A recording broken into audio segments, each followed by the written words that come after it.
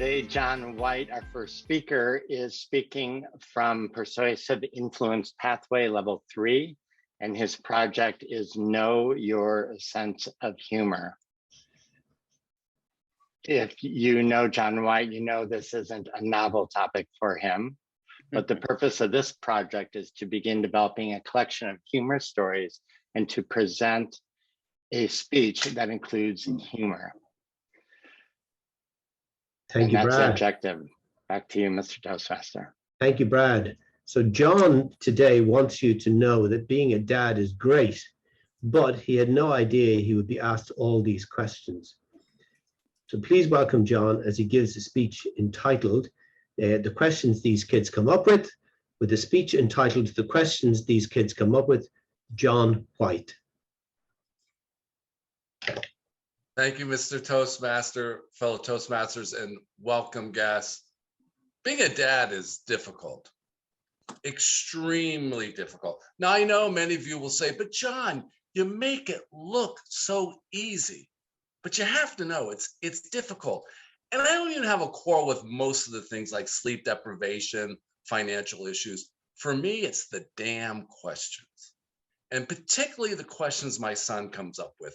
And for any parents out there, I don't know if you've ever been there, sometimes I don't have the answers. I have no idea what to say. But what am I supposed to say? I don't know, Austin. Google it?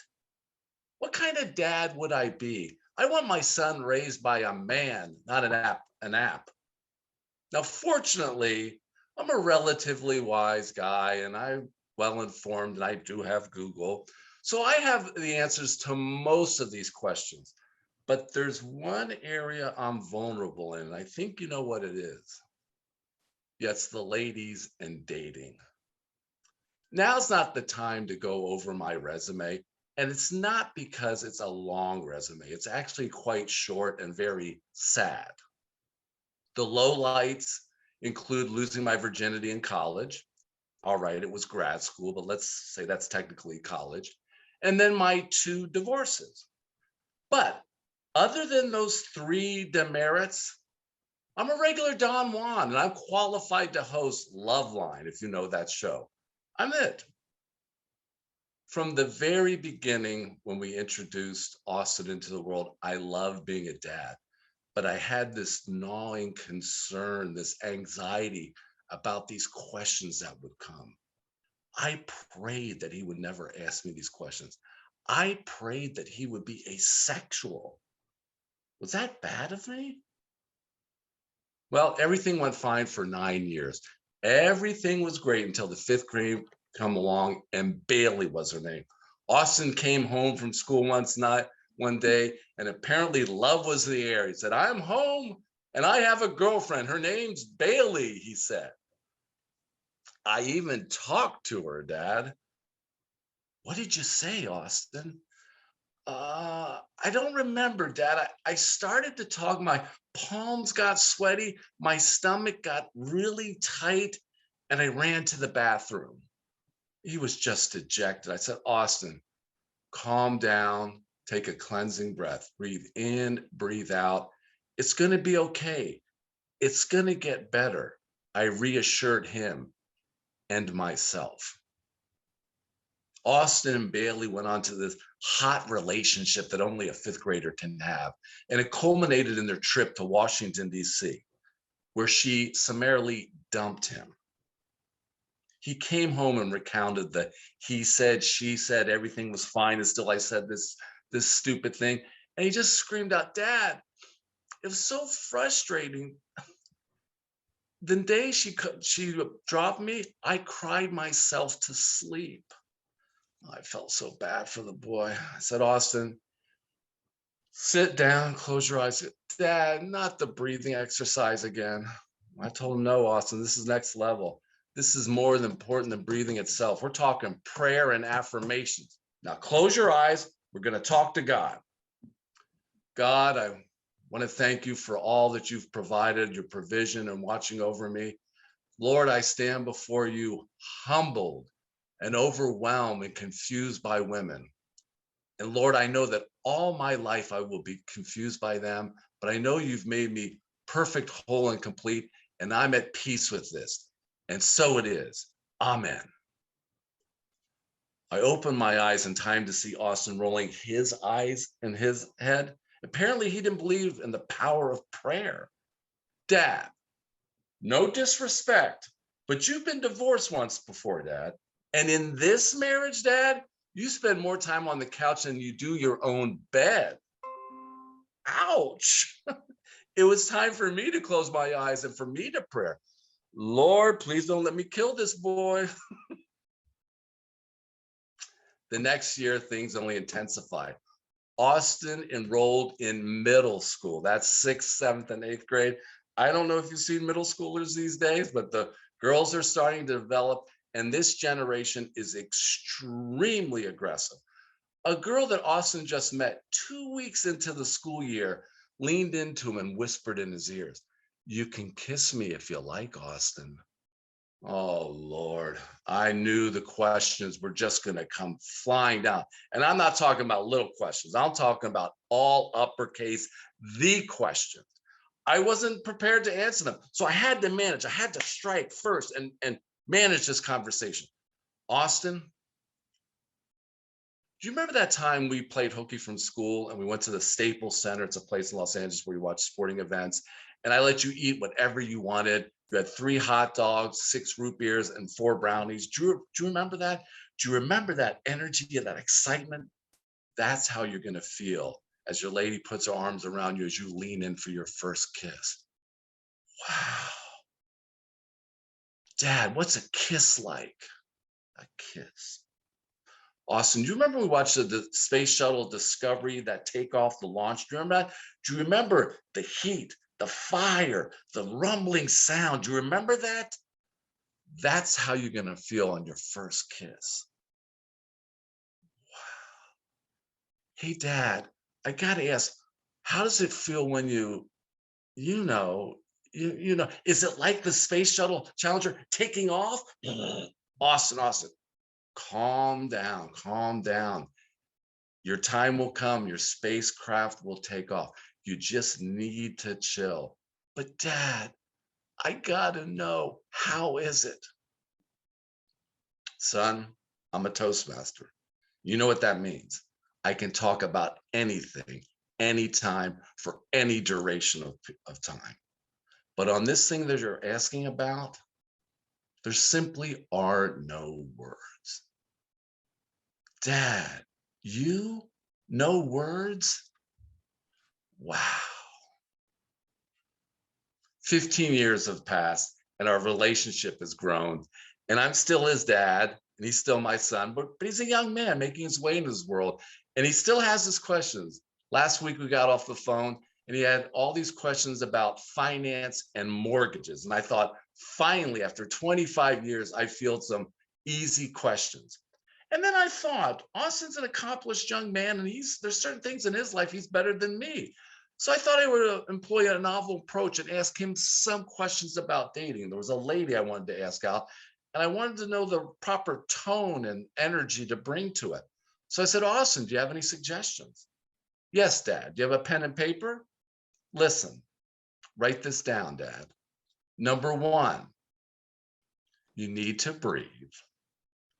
Number 2, I hope the God that you pray for is still listening to you. And 3, this is most important, Dad, you're gonna have to figure it out on your own. Fellow Toastmasters, being a dad, sometimes there are no words, and most of the times there are no answers. Mr. Toastmaster. Thank you, John. Superb. So now I'd like to call on our first evaluator. Brad, if you could unmute to evaluate John's speech. Thank you, Madam General Evaluator. Hello, fellow Toastmasters, and this evaluation, this feedback, that's especially for you, Jon White. John, you always bring us great speeches, personal speeches with a great sense of humor. Your stories today your stories and your humor came across very naturally and very real, which was one of your goals. You didn't want to feel rehearsed or controlled. And it felt, I always feel your humor is off the cuff. And I've heard a few of your jokes a few times, but I still laugh at them or I still smile at them. You excelled at great storytelling. The 2 stories you told about Austin and the 3rd story being his advice to you were entertaining. And it's very interesting and fun to hear the relationship of a dad and son going through life. I think those are very personable stories that a lot of people can relate to. I think something you can work on is today a little bit your camera work. I've noticed today, I don't know if you're looking at the audience more or referring to notes, but I saw you go off camera a few more times. There were some good lines where I didn't feel you were looking in my eyes. With that said, there were other times you used the camera very well where you brought in, when Austin was talking, you brought in your face a few times. You had some body movement in expressing Austin or yourself at certain points. So overall, I think you used the camera well when you looked at the camera. There were times I feel you were looking off to the side. To challenge yourself, and this is my biggest topic for you, dad topics, ex-wife stories, sports, and dating woes are your go-to topics. And you are very good at those topics, Jon, and you bring great humor to those topics. What I would love to have more from you is your heart. I would love for you to challenge us, to move us, to even shock us. But the shock has to be not about the topics I mentioned, which are your go-to topics. I would love to hear what's on your mind. I know you're a processor, you're a thinker. I know you worry about being judged, like we heard earlier today in table topics. Just give that up and go for it. Tell us a secret. Doesn't have to be so shocking, but let us know the inside, more about the inside of Jon. I think I've cried at one of your speeches, and I'd love to be moved to tears in a lot more of your speeches. And I'd like to hear and feel more of your heart. Other than that, you're a dynamic speaker. You're a world champion, as we know, and keep doing what you're doing because you're still making people laugh, bringing smiles to lives, and entertaining all of us. Great job. Back to you, Madam General Evaluator. Please, thank you. Yes, thank you, Mr. Toastmaster. So Scott's speech today is from the Dynamic Leadership Paths. It's level 1, and the project is writing a speech with purpose. The purpose statement for Scott's speech is to learn or review the basic methods of writing a speech with a defined purpose and to present a well-organized speech on any topic. Best of luck, Scott. Thank you, Mr. Toastmaster. Thank you. Now, Scott, its first speech is Lessons for Life. And today he will continue that with an expansion on one of his lessons that he learned. I'm very much looking forward to this speech. So with the speech entitled Get a Dog First, Scott Oliver with a speech entitled Get a Dog First. Scott. Thank you, Mr. Toastmaster. Fellow Toastmasters. From across the room, it came like a boomerang out of the wilderness. My wife and I, just newly married, were visiting my parents, and it was a quiet moment. And so we sat there together, talking about maybe someday having kids. My mother lowered her book just so much did one of these, and said, "Why don't you get a dog first?" Lifted her glasses back up and proceeded to read again. It's not novel for my mother to give 3 or 4 word pieces of advice. It is her nature. She's left the planet now, but some of the things she used to say when I was worried were, "Most your troubles never happen." And when they did happen, she'd say, "This too shall pass." That was my mother. It's the way she always was. And she would take long phrases like, "When the good Lord slams the door, look for the window he's opening," and squeeze them down after she'd said it 3 or 4 times into a bumper sticker. It would say, "Door closing, window open." That was my mom.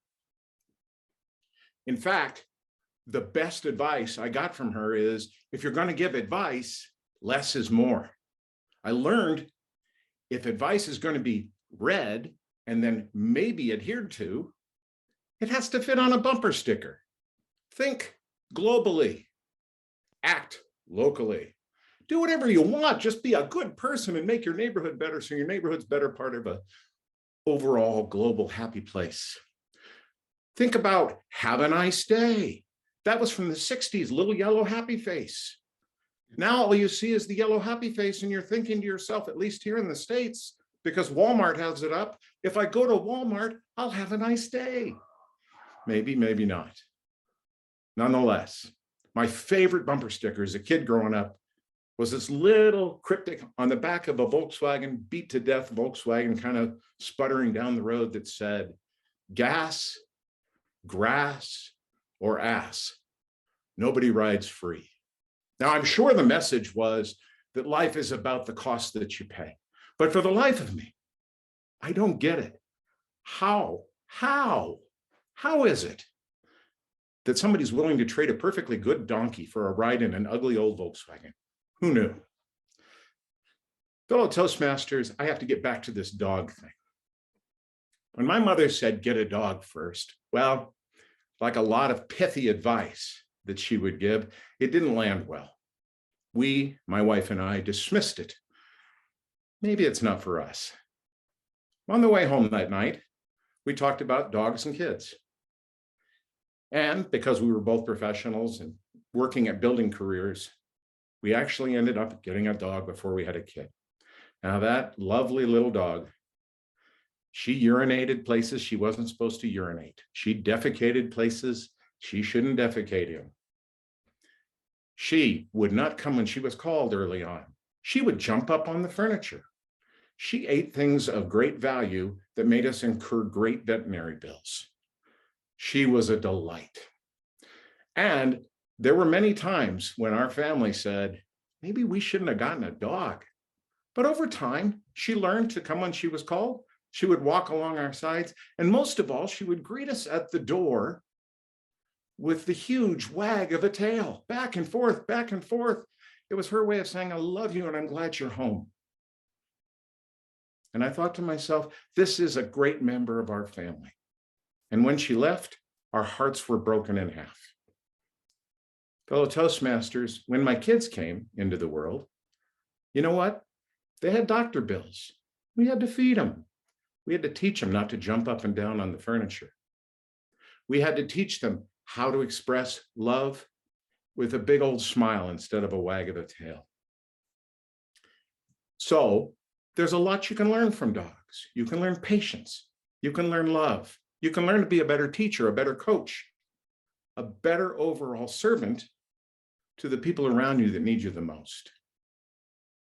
I enjoyed being a pet owner. In fact, loved it so much that we've had 3 more dogs since Liberty passed. Our current dog and I, well, I'll tell you about a walk we went on just in a moment here. But before I do that, I would tell you this. Owning a dog is not for everybody. I get it. You might be allergic. You might have been bitten as a child. You might be, frankly, afraid of their bark, or your landlord may not let them stay in your home. However, as Caesar said, or as Mark Antony said, I come not to bury dog ownership, I come to praise it. Fellow Toastmasters, I need you to learn that we can grow, be better at being parents, leaders, coaches with the love of a simple little dog. The other day, Lola, our newest addition to our family, and I were out walking in the snow, and we came across a rusty old Volkswagen. A beater, no way you could describe any other way. On it, the car was so dirty, I don't think it had been cleaned since the Beatles played on Ed Sullivan, except for one little spot where the owner had carefully wiped clean, I presume to get his message to adhere to all of us. And that bumper sticker was only 4 words. He said, "Bark less, wag more." Clearly, a man who understood the importance of dog ownership and a dog in the family. Fellow Toastmasters. Thank you, Scott. Beautiful speech. Now, can we Our have a- second evaluation is of David, and or will be by David to evaluate Scott. David, could you come off mute? Madam General Evaluator. Madam General Evaluator, fellow Toastmasters, and most especially Scott. Let me just change here so I can see Scott properly here. Yeah, so Scott. I loved the speech. It was great speech. I loved the delivery, everything. I struggled as I was thinking about how to evaluate it with where to start. So I'm going to use what I hope is a novel acrostic, which is the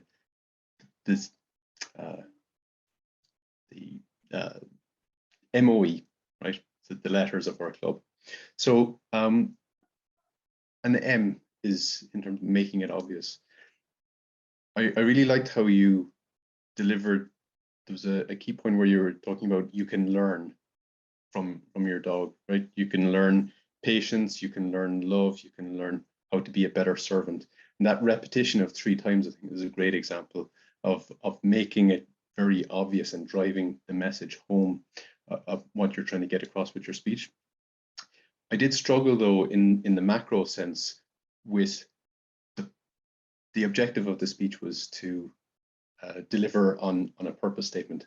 And as I was reflecting on it, you introduced it with a mention of building on a point from your previous speech, and it clearly built on that, the lessons you'd learned from your mother. It also built on a kind of a clear theme of making advice simple and easy to digest. But then it was, well, is it the lessons you can learn from the dog as well? So I kind of struggled a little bit in the macro sense with, okay, what was the single thing that I want to take away from the speech? So maybe in terms of making it obvious, you drive it home with a clear, say, okay, this is what I want you to take away from this speech, either in the introductory section or maybe in the conclusion. So that's the M. The O, I'll use oration or your delivery. It was masterful. I mean, you'd mentioned previously in your last speech to me that you were hoping to learn how to better deliver online speeches because you had the experience from delivering in person from previous Toastmasters. But with this one, I think you nailed it. The background, the lighting, all the things that we discussed in the previous speech was perfect. I thought, I guess you were standing, at least it seemed to me that you were standing. I could sense the energy there. You had the freedom of movement. Your hands were clearly visible when you were doing your 1, 2, 3. So really, really good positioning on the camera and everything. So the oration, the delivery, the vocal variety, all excellent. The only other point, so then we come to the E. So again, entrance and exit. When you started the speech, you started with Mr. Toastmaster, fellow Toastmasters, welcome guest, the kind of standard introduction. My suggestion is maybe to hold that back a little bit. You had a powerful first line with the boomerang effect that followed after you had given that, but you'd kind of lost a little bit of the momentum. Maybe just hold back a little bit and start with your introduction, and then give the fellow Toastmasters as you move on to your second point in your speech. And then with the exit, I felt, again, there was a very clear, there was a message around, bark less, wag more, I think it was, which kind of brought everything together. But again, what was the purpose was a little bit unclear to me. So it might be a good opportunity in that conclusion, as you're wrapping it up with that, just to drive home that key point that you wanted to get across. But I, again, as I say, really loved the speech, and thank you for sharing it with us and for all those lessons, and really appreciate it. Madam General Evaluator. The next part of the meeting is our table topic session, and your table topics master, and I'm certain that she will have some novel topics for us today, is the queen of table topics herself, MURIEL SHABAZZ. MURIEL, the floor is yours. Yes, indeed. Yes, indeed. Thank you, Pat. Yes, I do have a few novel questions today. And I had some other questions that I wanted to ask, but I'm going to ask these. Is everyone, all of our guests, Lee and are you willing to participate in table topics as well? I see that thumbs up. I see Paul with his thumbs up. All right, let's get it started. What is the most important thing you could do right now in your personal life? Daniel, your head is down, but I'm going to call on you anyway. What is the most important thing that I could do in my personal life? Right now. Right now, I think cope.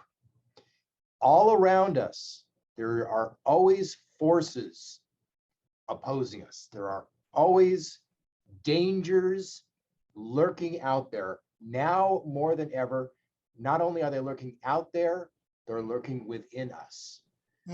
So what they're lurking within us is how we respond to external stimuli, how we deal with the dangers. The most important thing I think I can do is cultivate a sense of coping, so that both internally, I will be capable of meeting the challenges that are ahead of me without taking them too much to heart, to letting them crush me emotionally or physically. And externally, I will have at my fingertips the strategy needed to deal with the external forces and keep them at bay. Now that we have in Los Angeles County these crushing pandemic numbers, we need to keep in mind, not just here, but throughout the world, preparing ourselves within to cope with the threats without. That is the most important thing we can do. The next most important thing for me to do is to see that green, because I'm sure that I've talked for more than a minute, but I don't see, there it is. Back to you, Madam Table Topics Master. Yes, that's the green. Thank you, Daniel. So the guys with their 2 thumbs up, we'll start with Paul Greenway. What is your #1 goal for the next 6 months? What is your #1 goal for the next 6 months, Paul? My #1 goal for the next 6 months, Muriel, is rather interesting. And it has taken me a little bit of time to decide over the last week or two what it actually would be. I looked at a few options. I'm working on getting my personal fitness up. Yeah, I'm doing that a couple of times a week. Is that my #1 goal? No. Would be nice if it was. Probably the easiest thing to achieve, but no. The second was related, and it was about getting rid of the extra 10 kilos, let's say 20 pounds for folks in the US, from around my stomach, that old beer belly. But again, that one's going to happen provided I just get my rear off the seat and go do some work.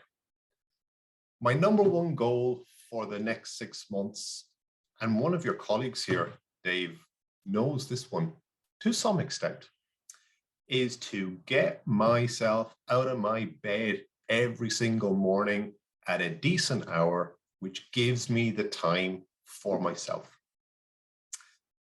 So I'm in a group which meets once a week, which is at 6 a.m. or 6:30 most recently, which is a motivational group.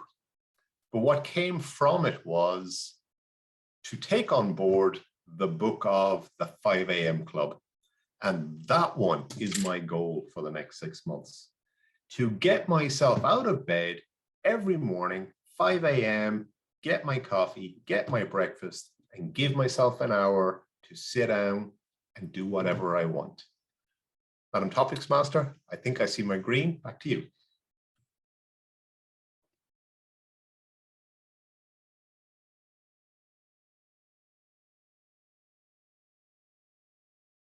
Muriel, you're on mute. Thank you, thank you. Lee, when did you not speak up when you should have? Lee, when did you not speak up when you should have?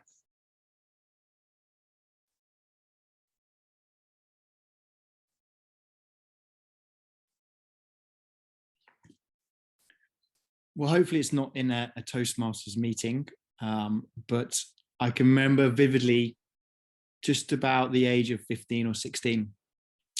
And obviously, as we all know, that with high school or secondary school, that people could be quite vicious. And I can remember vividly with one day, a good friend of mine who we'd spent the summer playing together, and we go back to school, and then everybody kind of separates off. You know, if you spent a lot of time with that person over the 6 weeks, but actually they're not really that cool, but you've just kind of hung around with them because they live 2 doors down from you. And then the cool kids come in and, you know, started to kind of do what boys do at that age of 15 and 16 and poke fun. And poke fun kind of turned probably a bit more into, no, not very nice. And fortunately, that was one of the moments where I probably in my life should have stepped in and said that this was not acceptable. And I think learning from that and what is going on in the world today, there are lots of times when we are now kind of very afraid to step up and say what we mean. And I hope that this year in particular, I will come across those moments and take the big step forward. Thank you. Mm-hmm. All right, all right. Do we have time, Mr. Toastmaster, for one more? All Yes, right, we do. Thank you. Yes, we do. All right, Zan. All right, Zan. Where or to whom do you turn to when you would like good advice? Zan, where or to whom do you turn to when you want good advice? Where or whom do I turn to when I want good advice? Well, this is a very personal topic. So everyone get ready to watch the eggshell of Zan get broken open. The first person I turn to who then gives me the good advice, which gets carried forward, is my therapist. So my therapist I've been seeing for probably, and now talking to, because we don't see people in person, maybe 10 years, off and on, but lately more on than off. And her name is Tracy, and she's from Murfreesboro, Tennessee. And it's the nicest countenance, the nicest voice you ever heard. So once a month when we talk, and I hear the, "Hey, Zan, how you doing?" Life just gets better. But not only is she really very smart, I'm a big proponent of therapy. Not only is she very smart, and I can, you know, she can give me exercises at the end of my session that I can, you know, Google and look into further, and books to read and exercises to do. But one of my favorite bits of advice that she has for me is journaling in a specific way to either ask God the question of how would a divine source respond to you, or if it's from, a question I have of my dearly departed mother who passed away 27 years ago, that I can write and I can hear her voice and she can respond to me the way that she would, or anything, my own divine self, my inner child, my anything.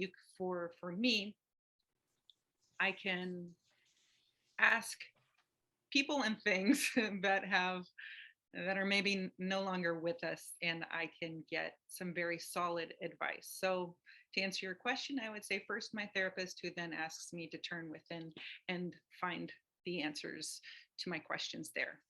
Thank you. Mm-hmm. All right. Thank you. Mary True, I'd like to ask you, what's been on your mind most lately, Mary? What's been on your mind most? Thank you, Madam Table Topics Master.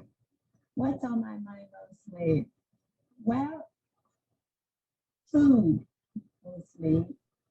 During the pandemic, I did not go out at all to eat. I think once in a while I have a takeout. And then, of course, things got better. I was able to go to, restaurants. And now with this pandemic coming back again, I'm a little bit hesitant in going out to the restaurants.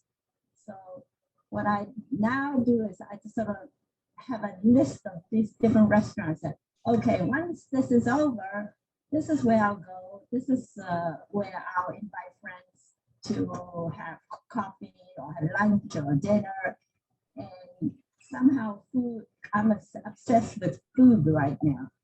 And maybe it's healthy, maybe it's not healthy. Well, I'm not much of a cook.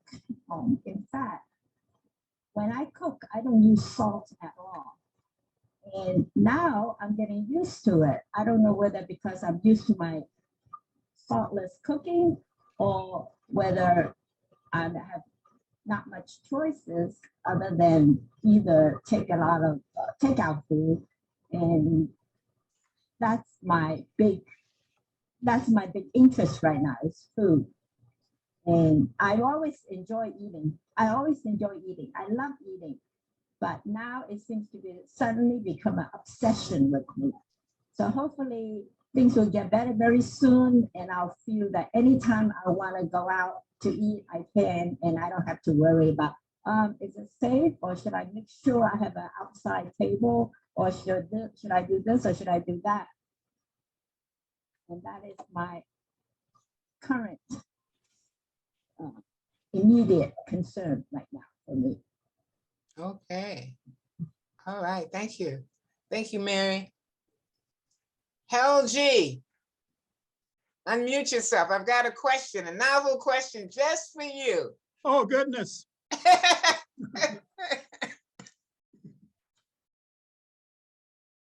Is there ever a time, Hal, when giving up makes sense?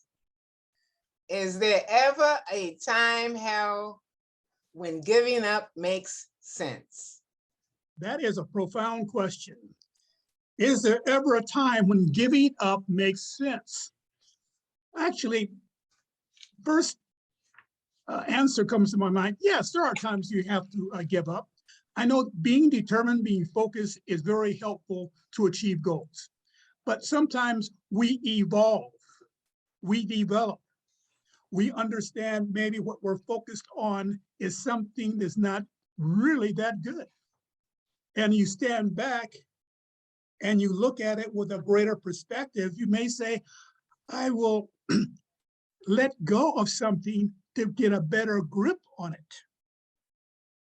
Release the grasp and to get a better grasp at a different position as you look at it from a different perspective and analyze it. But to answer your question, is there ever a time to give up? I don't recommend giving up, but there are times we inwardly evolve, have a greater perspective, and we may realize it's best to let that go, to go for something even bigger. Madam, I don't see the timer here, but Madam Table Topics Master, very insightful question.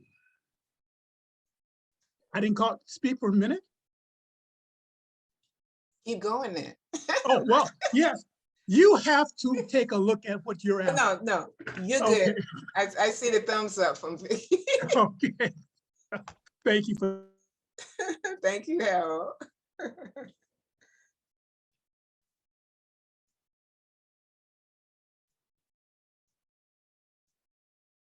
Brad Stauffer, unmute. In your opinion, in your novel opinion, Brad Stauffer, what is the #1 solution to healing the world, Brad Stauffer?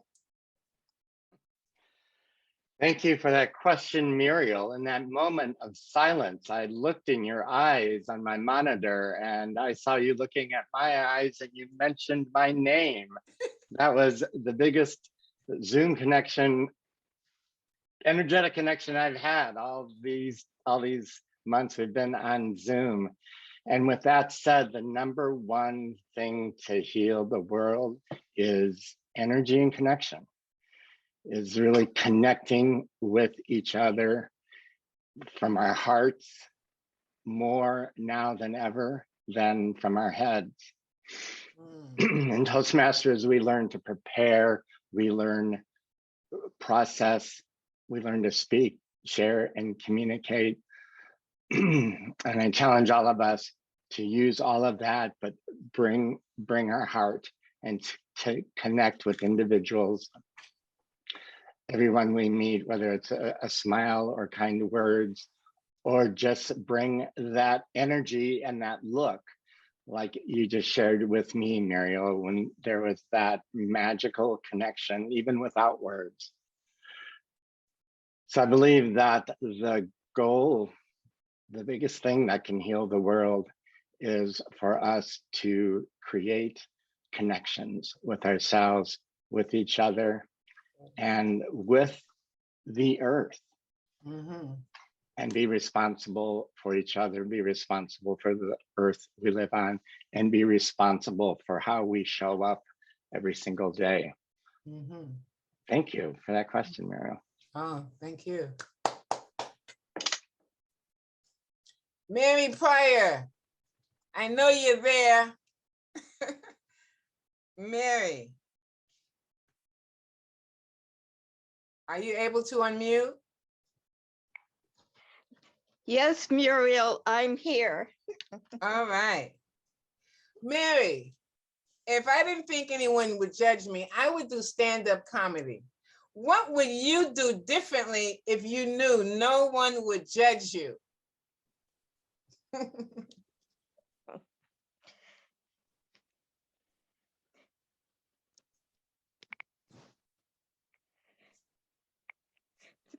Thank you, Madam Table Topics Master, fellow Toastmasters, and welcome guests. What would I do if I thought no one would judge me? I would actually do the same things I'm doing now. And that is to show up, whether in this case today, late or not, and adhere to the principles that has been set forth by our Creator, and also to do as much good as possible in the world, and continue with my volunteerism, activism, and also just to be kind to my fellow human beings.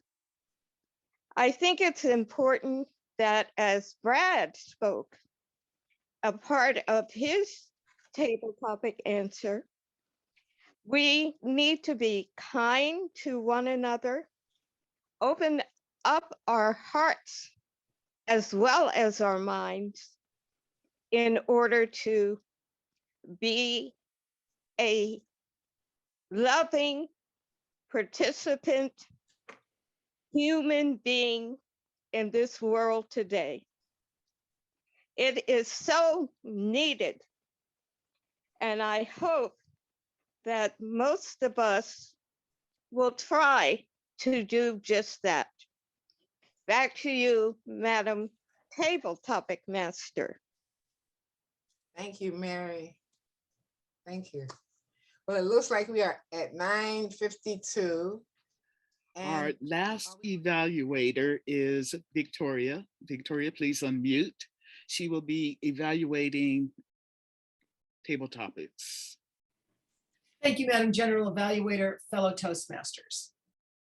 First of all, to everyone, and we have 1, 2, 3, 4, 5, 6, 7, 8 people who participated in table topics. Now, with an international club like this, it's very important to me that we hear from many speakers, and what a great opportunity we had to do that today. Muriel, these were well-crafted, novel questions for this group. I want to compliment every single person that no one played small. How many times have we been to table topics and the first thing people do is groan? They say, oh, I hate table topics. And what I say to that is, then you mean you hate to speak extemporaneously? Because that is what this repetition is about. How do you say something well in 1 to 2 minutes? Daniel started this off really strongly and even said, I think I've been talking longer than a minute. The one thing you'll learn when you keep volunteering or be volunteered, voluntold, as we like to say, for table topics, is that you'll know in any conversation when you've spoken for about 1 to 2 minutes. Take that information so that when someone says, can you tell me what you do for a living? I can tell you in less than 2 minutes. If you have that ability, people won't say, excuse me, I gotta go get a crab puff. There's not even a crab puff in the room, but they're trying to get away. They won't get away for 1 to 2 minutes. Every single speaker had structure. Did you see it? Every single speaker, through their initial pause, they thought about it. I was watching Lee, and he was actually looking away. Now, I know he wasn't looking away like, don't call on me. He was thinking, how am I going to talk about being a 15-year-old? And then as soon as he was ready, he looked at the screen and he began. Powerful way to start a speech. The challenge we had was the timing. Timing is tough, not only because the timer can get so engaged in a speech, they might forget to time. Been there. And we get so engaged, we can't find the timer. Now, if you have it on gallery view, you would have seen Sharon. If you pinned her, you would see Sharon. But what if, and this is what I do for all my speeches and table topics, I got a phone. I got a timer on this thing. When I start to talk, I hit my stopwatch. I know when I'm at 2 minutes, even if I miss the timer. We need to depend on one another, but many of our speakers spoke about this. First, we go within. Harold spoke about it, Brad spoke about it. Whether we're talking about our own responsibility to who we want to be in the world, whether we want to get up and be part of the 5 a.m. club, God bless you. It all starts with us. So does your ability to give a good table topics. The lesson is know your role, know what you want to do. My role, I had the best summary of every single one of you on the poll to help you all vote. Guess who didn't save it? I have to learn to do my role better as someone who launches polls. And then finally, no apologies ever for what you're going to say. The only one who did this slightly, and I only say it because I love this girl with my heart, is Zan. Zan, you started with a little bit of an apology for what you were going to say. It felt like that to me. You weren't apologizing at all, but it was, okay, this is going to be kind of personal. That's in your head. Because once you began to, Tracy, was that her name? See how memorable you were? Even though I wrote it down, can't find it now. I remember you talked about Tracy and Tennessee and y'all, and I had all that. So clever of me. But more importantly, especially for newer speakers to Toastmasters, not one of us, unless we were about maybe 6 months, has not learned to speak. So let us really own this space. Let us do what we know we can do. And let us make sure that we are bringing value. Madam Timer, where am I on my time? I have 2 to 3 minutes. I can't hear you. I am going to unmute myself and tell you that you are now at 3:30. I saw no lights. So my That's because apology. And I got caught up and I'm so sorry. This is all novel to me. And I'm this going is to how we learn. and I'm going Sometimes to we do it win. again. So just brace yourself. Sometimes we win, sometimes we learn. Madam General Evaluator. All right, thank you both. Our word of the day grammarian report will be by Mary. Mary, please unmute yourself and provide us with your report. Thank you. I will start with the word of the day. Pat used it twice, Brad used it once, Muriel used it once, Sharon used it twice, Victoria used it once, and anyone else used it, I might have missed it. As far as the R counting. Okay, Mary, we can barely hear you. Could you just speak a little louder, please? You're having audio problems. Oh, sorry. Can you hear me better now? Yes.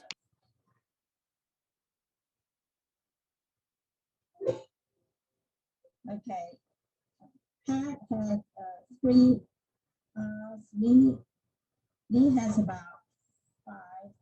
But when you're a new speaker, I think you did very well. Zan, you know. David, you have about 3 applause. And I like some of the phrases of the speeches. John, I like what you said. I want my son raised by a man, not an act. I'm a regular Don Juan. And you have to figure it out on your own. Scott, one of my favorite phrases that you mentioned, this too shall pass. I really like that. That's one of my favorites. Have a nice day, maybe or maybe not. And the advice you have, a lot of pithy advice, it didn't land well. And your final advice to us, bark less and wag more. I like that. Thank you.